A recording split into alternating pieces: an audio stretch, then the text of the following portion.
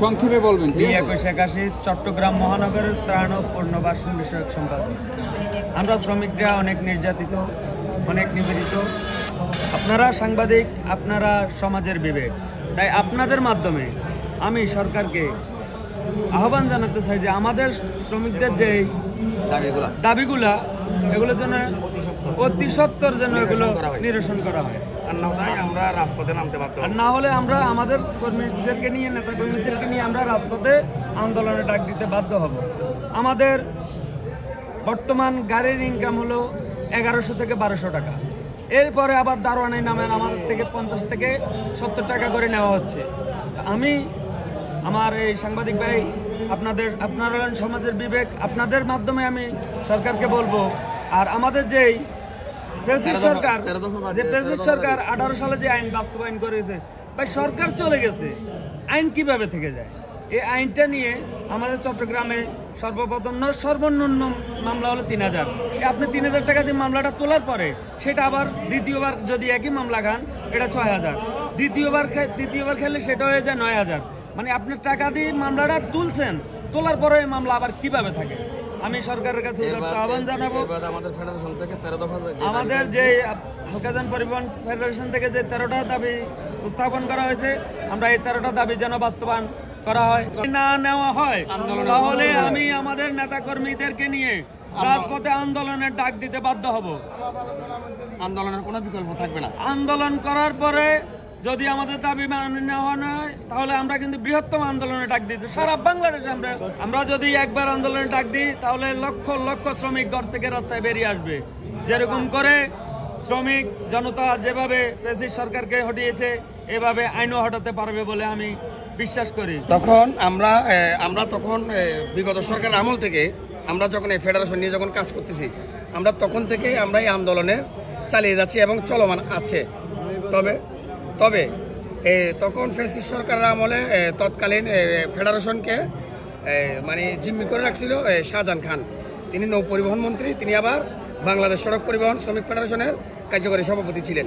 তখন তিনি তাদের দলীয় প্রভাব খাটিয়ে আমাদের এই হালকাযান পরিবহন শ্রমিক ফেডারেশনকে দমিয়ে রেখেছিল, কিন্তু আমাদেরকে দমায় রাখতে পারে নাই। আমরা আমাদের আন্দোলনটা ঠিকই চালিয়ে গেছি। সেই আন্দোলন চালানোকালীনে আমরা অনেকজন আমাদের নেতাকর্মী এবং আমাদের শ্রমিকরা জেল জুলুমের শিকারও পর্যন্ত হয়েছি, সেটা আপনারা দেখতে পারেন। আর ভাইয়া বলল এই যে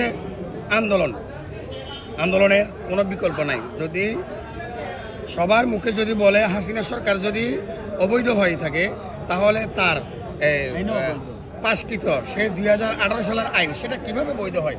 সেটা আপনারা সমাজের বিবেক, আপনারা সাংবাদিক, আপনারা সব জায়গার খবর রাখেন, তাহলে আপনারাই বলবেন সেটা কিভাবে এখনো পর্যন্ত টিকে আছে। সে যদি অবৈধ হয় তাহলে আইনটাও অবৈধ।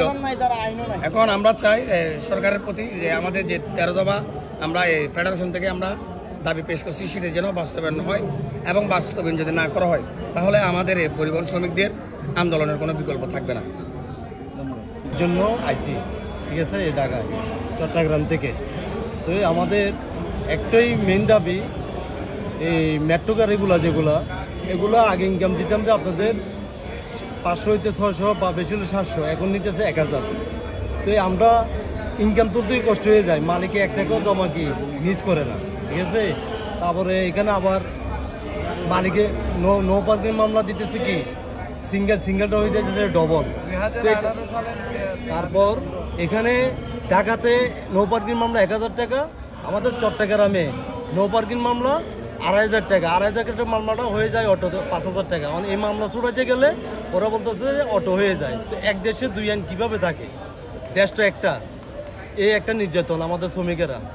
আরেকটা শ্রমিকের দায়িত্ব হচ্ছে মানে ডিউটির কথা বলে আমাদের এই চট্টগ্রাম দক্ষিণ জেলাতে ডিউটির কথা বলে একটা বলে, তারপর গাড়ি লাগে একটা নেয় 10টা নিয়ে এখানে এখানে হরানি করা যাচ্ছে বিভিন্ন। আমরা কাউকে বুঝাতেও পারতেছি না, দুঃখ করতেছি না। মানে আমরা দুঃখটা কাজে বলবো, মানে এই দুঃখটা কেউ বুঝতেও চাইতেছে না, ঠিক আছে। তারপরে রাস্তাতে এরকম চাঁদাবাজ বেড়ে গেছে বলার বাইরে। মানে এই চাঁদা ওই চাঁদা আমরা কি মালিকের জমাই দিব, না চাঁদাই দিব, না পুলিশের হরানি বুক করবো, নাকি ঘরের বাজার করেই নিব, নাকি ঘরে আমরা কি ডাল ভাত খাবো দুইটা। তো আমরা শ্রমিকেরা এই নির্যাতনের উপরে আসি, এইভাবেই কি আমরা দিনকাল যাইতেছি।